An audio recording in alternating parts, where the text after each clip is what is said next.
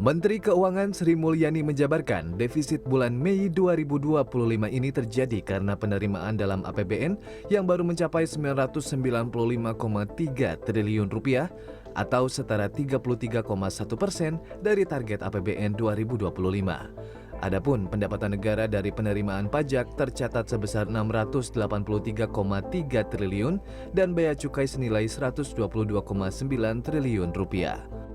Selain itu, pemasukan dari pendapatan negara bukan pajak atau PNBP tercatat senilai 188,7 triliun rupiah per 31 Mei 2025. Dari sisi pengeluaran, pemerintah telah membelanjakan anggaran senilai 1.016,3 triliun rupiah atau setara 28,1% dari pagu anggaran belanja yang tersedia. Jika dirinci, belanja negara untuk pemerintah pusat tercatat senilai 694,2 triliun atau 25,7%. Sedangkan transfer ke daerah atau TKD telah menyentuh 322 triliun atau setara 35%. Posisi APBN sampai dengan akhir Mei, keseimbangan primer kita masih mencatatkan surplus, bahkan surplusnya lebih tinggi dari bulan sebelumnya. Kalau bulan April, surplus dari keseimbangan primer adalah 173,9 triliun, maka posisi akhir April adalah 192,1 triliun surplus primary balance kita. Namun dari overall balance, keseimbangan keseluruhan APBN kita, posisi 31 Mei mengalami defisit 21 triliun. Ini ya, kalau bulan lalu surplus 4,3 triliun, bulan ini defisit 21. Kementerian Keuangan juga mengaku telah mulai membuka blokir anggaran 99 kementerian dan lembaga.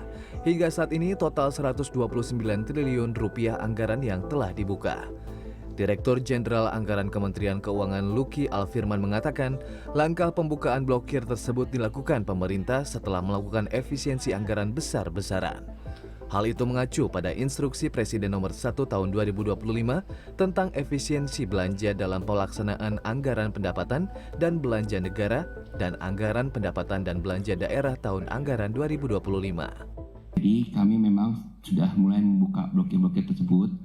Difokuskan pertama untuk prioritasnya adalah pada KRKL baru atau KRKL hasil restrukturisasi terkait dengan belanja pegawainya, belanja operasionalisasinya, itu yang coba kita penuhi. Itu pembukaan blokir yang pertama. Tapi kedua juga kita juga membuka blokir untuk KRK yang memang melakukan atau mendukung program-program prioritas pemerintah.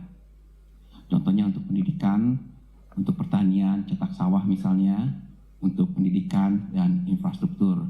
Itu pun kita mendukung sesuai juga dengan dari arahan Presiden, prioritas dari pemerintah. Jadi kalau lihat angkanya sudah mencapai kurang lebih 129 triliun sampai dengan saat ini. Luki menjelaskan penyaluran anggaran yang sebelumnya dicadangkan tersebut diprioritaskan untuk para kementerian dan lembaga yang baru terbentuk dan hasil restrukturisasi. Dana tersebut akan disalurkan untuk mendukung belanja pegawai hingga belanja operasional kementerian dan lembaga yang baru terbentuk. Selain itu, blokir juga dibuka untuk mendukung program-program prioritas pemerintah. Agung Happy Maranatha, Jakarta.